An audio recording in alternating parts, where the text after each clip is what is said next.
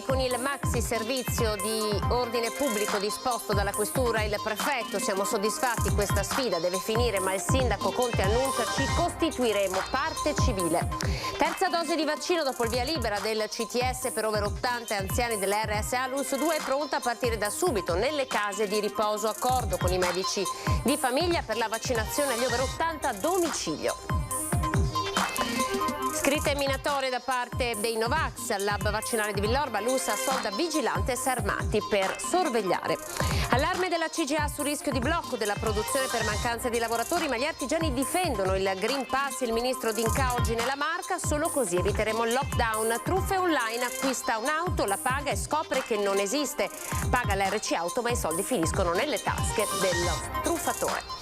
Il municipio di Pieve di Soligo riapre per la città, ristrutturato finalmente con 6 anni di lavoro. Palazzo Vaccari, l'orgoglio del sindaco, decine di primi cittadini accorsi a salutarlo. Da Treviso alle colline UNESCO, passando per Asolo e Maser, torna la Marca classica. 73 equipaggi che a bordo di auto storiche hanno percorso la provincia.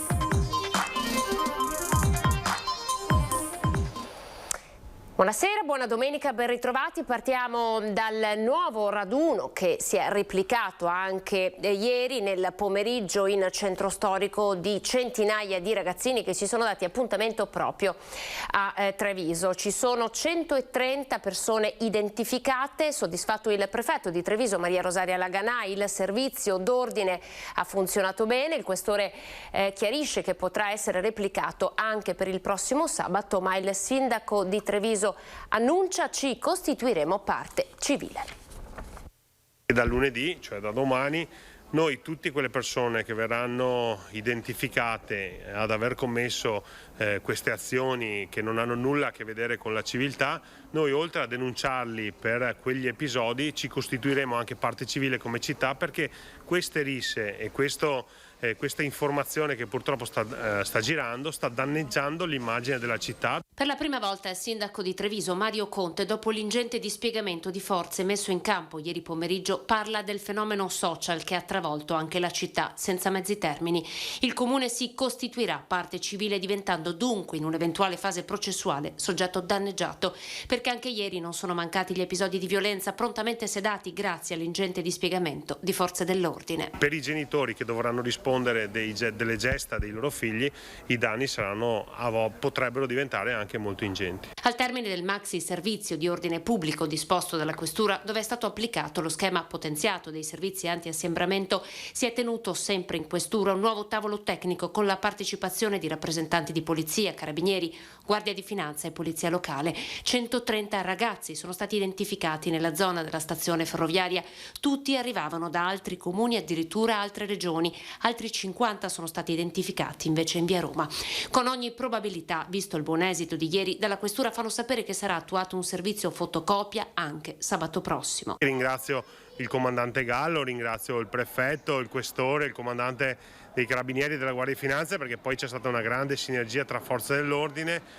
Non ringrazio però quei genitori che, a fronte di una semplice richiesta di documenti dei propri figli che stavano assumendo dei comportamenti sbagliati, si sono preoccupati di chiamare arrabbiati in comando per lamentarsi. Se chiediamo i documenti ai ragazzi, specifica il sindaco Deluso, è perché in quel momento stanno facendo qualcosa che non va bene. Auspica invece che non si debba ripetere lo stesso schema. Intanto il prefetto Maria Rosaria Laganà per sabato prossimo. Le forze dell'ordine erano, come avevamo previsto, hanno fatto dei servizi rinforzati, ma io voglio anche sperare che, anche quel preavviso, no, di ritrovarsi per fare a botte fosse più una boutade, insomma, che i ragazzi cominciano a capire che ci sono altri modi per passare un pomeriggio di festa. Covid, terza dose di vaccino, è arrivato il via libera del CTS anche ai grandi anziani over 80, partito subito l'accordo dell'ULSS 2 con i medici di famiglia per le vaccinazioni a domicilio. Scende il tasso di positività anche nella Marca e, complice il Green Pass, aumenta il numero di prime dosi di vaccino anti-Covid somministrate a chi non si è ancora immunizzato.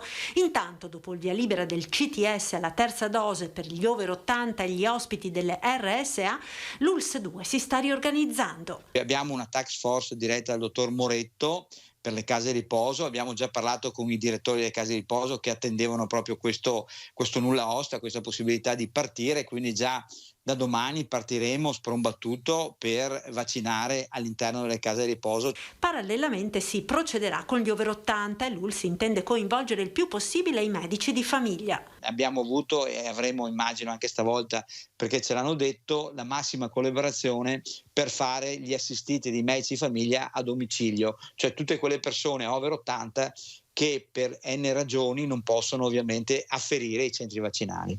Sul fronte dei sanitari Novax, venerdì sono partite 200 lettere. I destinatari hanno una settimana di tempo per mettersi in regola o verranno sospesi. Devo anche dire che rispetto alle lettere precedenti che abbiamo mandato, su una ottantina che abbiamo mandato precedentemente, 60 persone si sono vaccinate. Quindi devo dire che alla fine, diciamo, lo spauracchio di dover restare senza lavoro fino al 31 dicembre ha spinto molti a vaccinarsi. Quindi noi ci auguriamo che di questi 200 alla fine, se è come con gli 80, alla fine 100-120 si vaccinino. E continuano anche le minacce dal mondo Novax, tanto che l'ULSS 2 ha sottoscritto un accordo per la vigilanza privata al principale hub vaccinale della marca, l'ex Maber di Villorba. Noi abbiamo l'obbligo morale ma anche pratico di preservare l'immobile come ci è stato dato, per cui abbiamo, visto che abbiamo avuto qualche, come dire, colpo di bomboletta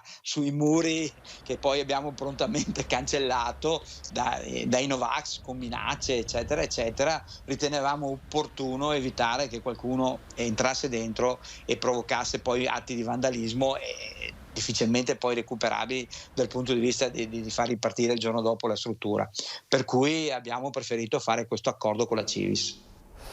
Intanto i sindacati uniti CGIL e CISL e UIL chiedono un confronto immediato con l'ULSS 2 per evitare che si ripresentino i problemi che si sono presentati con la precedente campagna vaccinale.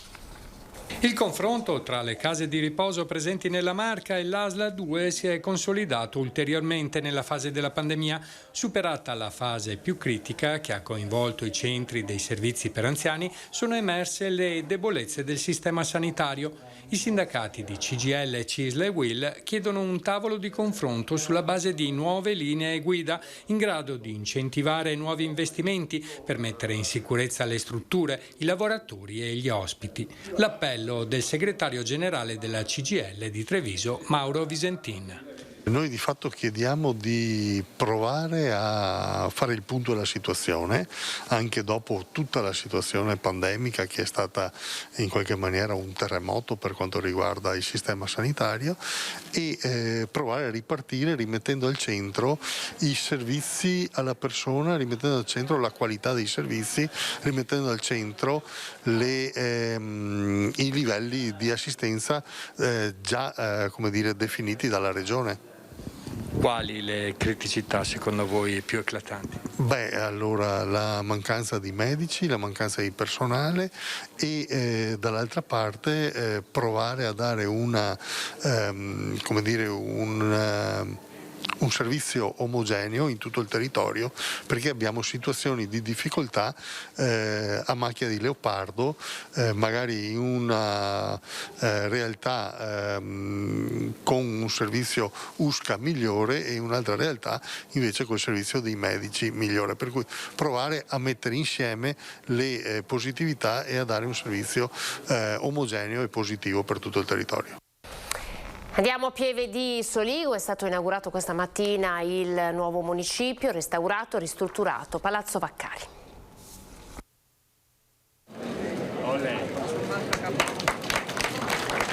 L'applauso finale e la banda e le porte di Palazzo Vaccari che finalmente tornano ad aprirsi per la comunità.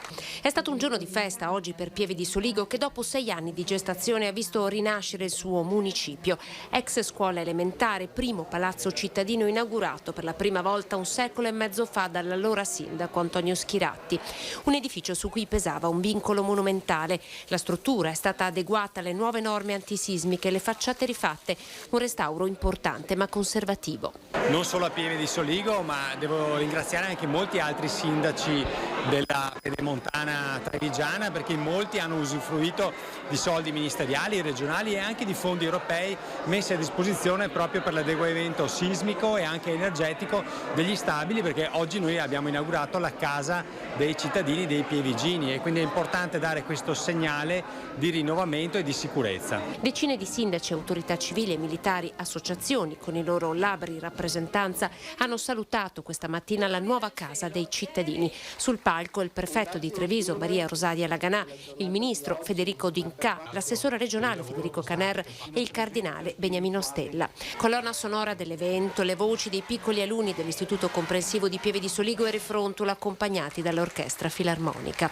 Il saluto commosso del sindaco Soldan, visibilmente inorgoglito a Valerio Vettoretti e Gianni Spina, pievigini ormai scomparsi ma che hanno tenuto vivo con il loro operato il desiderio di veder rinascere questo luogo. Sono stati anni intensi perché gestire un'opera di questo tipo a stralci non è come un unico appalto, quindi con tutta una serie di imprevisti, ma come ho avuto modo di dire lo abbiamo fatto in tempi rapidissimi e esemplari. Tra il pubblico la senatrice Sonia Fregolente e il consigliere regionale Alberto Villanova, alle loro spalle centinaia di cittadini accorsi per visitare finalmente il nuovo palazzo. In piano terra abbiamo cercato di mettere i servizi, quelli che devono essere raggiunti dalla maggior parte delle persone, anche le più anziane, quindi i servizi sociali, l'anagrafe. L'unico servizio che attualmente non trova posto in municipio è la polizia locale, ma per scelta amministrativa che abbiamo dislocato su un altro immobile. Allarme della CGA, il Green Pass obbligatorio potrebbe costringere molte aziende a fermarsi. Oggi a Pieve di Soligo c'era anche il ministro D'Incà che a loro ha risposto. È uno strumento di libertà per continuare a vivere e per dimostrare che il nostro Paese è leader a livello internazionale nella vaccinazione e più velocemente degli altri potrà riprendersi nella sua economia andando oltre il 6% quest'anno, forse anche il 7%, addirittura il 4% l'anno prossimo. Dobbiamo crederci. Ribalta la prospettiva il ministro per i rapporti con il Parlamento oggi nella Marca. Il decreto del governo che impone l'obbligo del Green Pass nei luoghi di lavoro dal 15 di ottobre non rischia di fermare la produzione impedendo ai lavoratori non vaccinati di lavorare, ma al contrario scongiura la chiusura delle imprese proprio perché mette in sicurezza aziende e lavoratori. Monitoriamo costantemente i dati di Israele, incalza il ministro. Siamo sulla strada giusta. Ci sono i medici, i bravi medici che possono dare tutte quante le informazioni alle persone che hanno timori in questo momento. Abbiamo comunque calmierato i prezzi del tampone, sono 8 euro per chi ha sotto i 18 anni, 15 euro per chi è sopra. Tutte le farmacie che possono farlo hanno questo prezzo calmierato, però è chiaro che bisogna fare veramente squadra insieme, una grande comunità. Vi prego, vaccinatevi. Crescita economica confermata anche da Vendemiano Sartor alla presidenza nazionale di Confartigianato. In questa fase avremo addirittura bisogno di più personale, le nostre imprese non possono permettere di fermarsi. È evidente che le imprese sono riuscite a sopportare la mancanza di lavoro, le chiusure eccetera, adesso devono essere messe in grado di riprendere non solo temporaneamente ma anche strutturalmente. Apriamo la pagina della cronaca, siamo a Fonte, in via Asolana, dove nel pomeriggio di ieri i carabinieri del nucleo operativo radiomobile della compagnia di Castelfranco hanno controllato un cittadino romeno di 41 anni di Asolo, già conosciuto alla giustizia, che alla guida della sua autovettura è stato trovato in possesso di un coltello con lama della lunghezza di 18 cm che poi è stato sequestrato. Al termine degli accertamenti l'uomo è stato quindi deferito in stato di libertà per il reato di porto di oggetti atti ad offendere.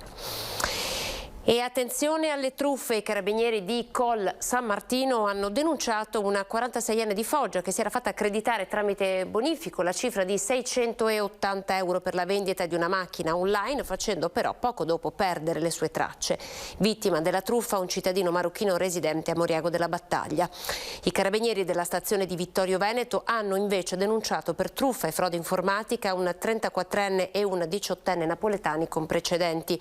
La coppia aveva creato un falso sito web utilizzando il nome di una nota compagnia assicurativa per raggirare un 48enne di Vittorio Veneto, inducendolo a pagare 800 euro per la copertura RC Auto, che però non era mai stata rilasciata. Parliamo di femminicidi, i dati dell'orrore. La consulente criminologa dice: la prevenzione si fa sempre a scuola.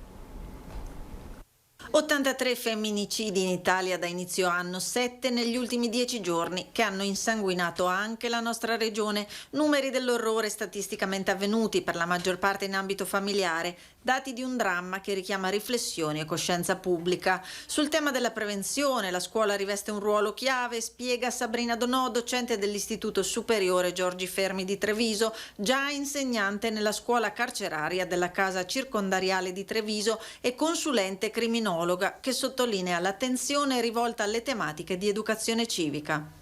Noi lo facciamo nelle scuole, ad esempio, già a partire dalla scuola media ci sono progetti che aiutano a combattere il femminicidio, a spiegare ai ragazzi, maschi soprattutto, che cosa significa il rispetto di genere, il rispetto verso l'altro in generale ovviamente. E ogni anno anche noi nella scuola superiore, mi sono resa conto in questi 3 anni, abbiamo dei pacchetti di ore che vengono dedicati proprio alla visione di film, alla discussione, al fatto di aiutare i maschi soprattutto a comprendere che la donna non è una rivale fondamentalmente, è solo una diversità che porta all'arricchimento reciproco all'interno di una coppia. Andiamo in pubblicità tra poco.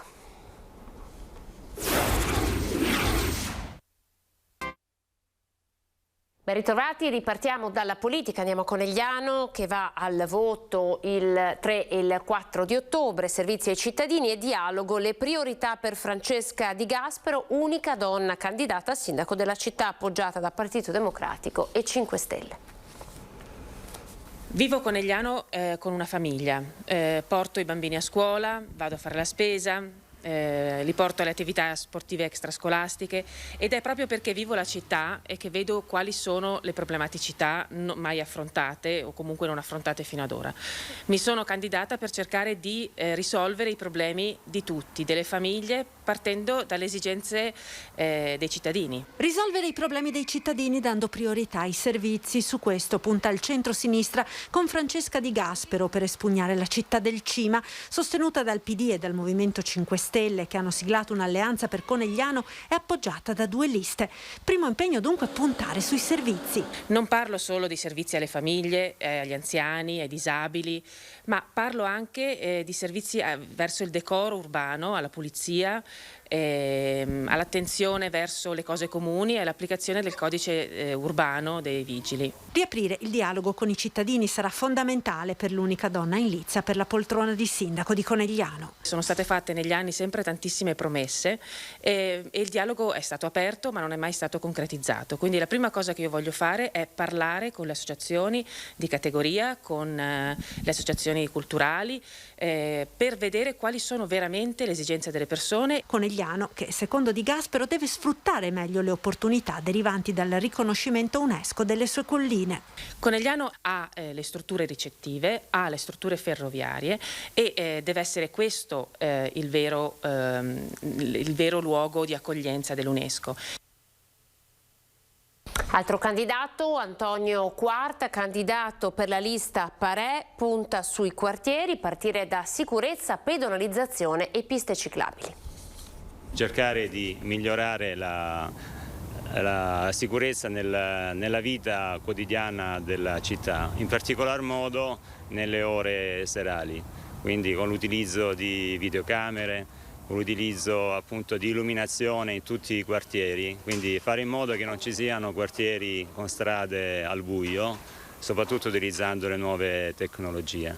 Migliorare la vita dei cittadini a partire dalla sicurezza nei quartieri per Antonio Quarta, candidato sindaco di Conegliano con la lista civica Parè, movimento nato dal quartiere di cui porta il nome. Fondamentale per Quarta la pedonalizzazione. Favorire la ripresa del centro storico, dei quartieri, utilizzando delle zone dove le persone possano camminare tranquillamente senza il rischio di essere travolte dalle auto. Altra questione importante da affrontare per la futura amministrazione, secondo Quarta, quella dell'area ex Zanussi, che deve essere acquistata dal Comune anche in collaborazione con i privati e realizzare un parco pubblico di grandi dimensioni, salvaguardando gli edifici che sono già presenti, che possono essere rigenerati e riqualificati, e possono essere usati per fare delle mostre, per fare dei convegni. Ecco la prima cosa nell'agenda di Quarta se verrà eletto. Sicuramente avere degli incontri con tutti i quartieri,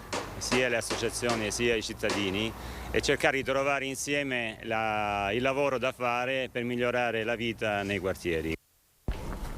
Dolore e sconcerto per la morte improvvisa di Loris Furlan, storico delegato della FIM CISL territoriale alla Sole di Oderzo e componente del Consiglio Generale Nazionale della Federazione dei Metalmeccanici della CISL. Furlan si è sentito male venerdì sera nella sua casa di Ormelle, dove abitava, ad allarmarsi per le ripetute telefonate senza risposta a un'amica con cui aveva appuntamento e al quale appunto non si è presentato. Chiusi in un dolore profondo i colleghi e i delegati con cui ha condiviso tante battaglie, lunedì il Consiglio direttivo della FIM assieme ai colleghi della RSU lo ricorderà con un minuto di silenzio. Uno sportello di assistenza ed ascolto per i lavoratori pubblici e privati sarà gestito dallo Spisal. Vediamo. Mobbing, disagio lavorativo oppure stress psicosociale nei luoghi di lavoro. Torna operativo presso lo Spisal, lo sportello di assistenza e ascolto dove potranno accedere tutti i lavoratori sia pubblici che privati. Proprio in un momento come questo molte sono le richieste di aiuto. Un servizio gestito da personale specializzato, dal medico del lavoro allo psicologo all'assistente sanitario. Diventa importante perché nella valutazione data dalla Regione Veneto di individuarli all'interno dei distretti, nel nostro territorio è stata data in mano al Dipartimento di Prevenzione, quindi la sede principale a Treviso, con appunto il centro di riferimento che è poi in Montebelluna, quindi davvero anche un rapporto a 360 gradi nei 3 distretti per cercare di dare queste risposte. Uno sportello dove si potranno anche dare delle risposte a domande relative al Covid. Un'ulteriore risposta anche rispetto a magari anche a quei dubbi che possono riguardare anche il Covid, perché no, ma anche magari una modalità per essere vicini al lavoratore anche di sostegno e di presa in carico. Chiaramente questo diventa sotto il profilo anche dello Spisal, che naturalmente solitamente segue le aziende private a arrivare anche a quelle pubbliche, quindi per esempio i Vigili del Fuoco e tutte quelle istituzioni pubbliche come anche i comuni eccetera. Diventa chiaramente un'apertura di servizio voluto appunto dalla Regione Veneto. Per un primo contatto il lavoratore potrà rivolgersi allo sportello Filtro, operativo alla Madonnina di Treviso, dal lunedì al giovedì dalle 8 alle 12, contattando il numero 0422 323 870 oppure inviando una mail a segspisaltv@aulss2.veneto.it. Per partecipare ad un concorso di polizia si erano sottoposti al test medico di preselezione del quale erano risultati positivi ai cannabinoidi. Da allora è iniziata una vera e propria odissea per 2 poliziotti, uno in servizio alla questura di Treviso, che dopo quasi 2 anni, numerosi accertamenti, trasferimenti e aver speso 12.000 euro a testa sono stati scagionati dal TAR. A denunciare la vicenda la segreteria del COISP e SILP, che chiede maggiori tutele nei confronti degli agenti. Per poter affrontare le spese di dipintura della scuola di infanzia Santa Lucia di Vascona Carbonera era stata promossa un'iniziativa Adotta una scuola. Ve l'avevamo raccontata anche noi attraverso i nostri notiziari. Ebbene, l'operazione si è conclusa con successo. Queste sono le immagini della scuola ridipinta. Tutte le pareti sono state adottate. La scuola, come vedete, è stata rimessa a nuovo. L'edificio è di proprietà della parrocchia, fa parte della storia di Vascon e fornisce un servizio essenziale alle famiglie del paese, che a quelle persone inserite in attività produttive della zona. Ogni parete aveva una specifica quotazione e per donare era necessario fare una donazione alla parrocchia con la precisa destinazione di impiego. Andiamo a Conegliano, grande affluenza oggi per Pompieropoli. Numerose le famiglie con bambini che hanno voluto partecipare all'iniziativa organizzata dall'Associazione Nazionale Vigili del Fuoco. Per un giorno i bambini si sono potuti trasformare in piccoli pompieri partecipando a laboratori e prove pratiche. Grande l'entusiasmo dei piccoli che hanno potuto osservare da vicino le strumentazioni dei Vigili del Fuoco per poi sperimentare in prima persona il salvataggio di un peluche all'interno di una casetta piena di fumo, oppure ancora utilizzare una macchinetta antincendio o scendere dal mitico palo delle caserme. Al termine della giornata ai bambini è stato dato un attestato di partecipazione e la possibilità di fare la fotoricordo con Grisù, il draghetto mascotte del corpo. Da Conegliano a Treviso per la gara di auto storiche è tornata la marca classica, competizione di regolarità che quest'anno ha visto sfidarsi 73 equipaggi dal centro di Treviso fino alle colline del Prosecco.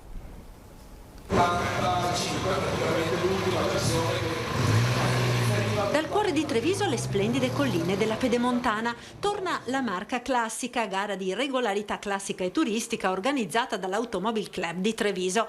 73 gli equipaggi provenienti da tutta Italia che si sono sfidati sui due percorsi da 255 km per le storiche e 151 per le turistiche. Sono tutte auto storiche, ovvero sia auto costruite dalle origini fino al 1991, quelle della classica sempre, e poi le turistiche un pochino più moderne, chiamiamo così, dal 1991 ai giorni nostri. Una gara particolare la marca classica perché non si basa sulla velocità. Non è una gara di velocità, ma è una gara costituita da diverse prove cronometrate e vince chi riesce in quel tratto di prova e quindi in quella strada a mantenere una certa velocità in un certo dato tempo.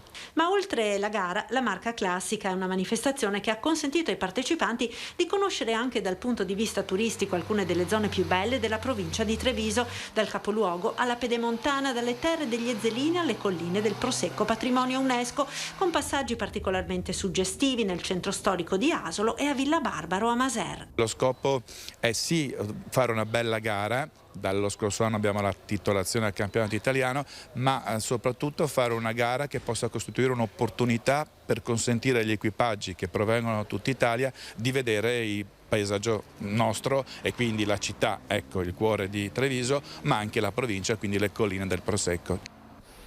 Allora, vincitori della marca classica sono stati i fratelli Scapolo della Nettuno Corse di Bologna.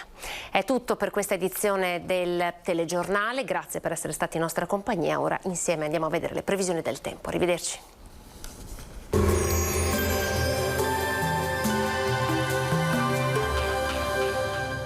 Moreno Tardivo Tristyle, potatura ed abbattimento alberi di alto fusto, presenti in tutto il Triveneto. Chiamateci per un preventivo gratuito. Benvenuti al meteo. Il sistema perturbato giunto nel weekend tenderà ad allontanarsi dal nostro territorio. La settimana inizia dunque con un tempo in prevalenza buono.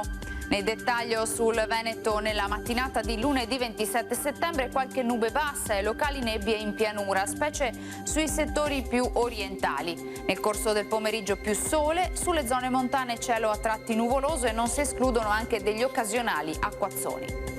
Temperature minime tra 15 e 17 gradi, massime tra 22 e 26 gradi. Ci spostiamo ora sul Friuli Venezia Giulia, stessa situazione, qualche pioggia sui monti nelle ore pomeridiane, altrove invece sarà più asciutto. Temperature minime tra 14 e 19 gradi, massime sui 23-24 gradi.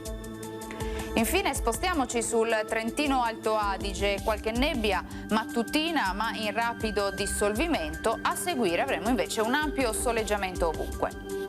Temperature minime intorno ai 15-16 gradi, massime sui 24-25 all'incirca.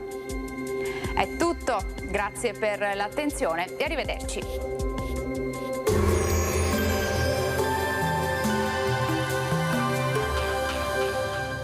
Moreno Tardivo Tristyle, potatura ed abbattimento alberi di alto fusto, presenti in tutto il Triveneto. Chiamateci per un preventivo gratuito.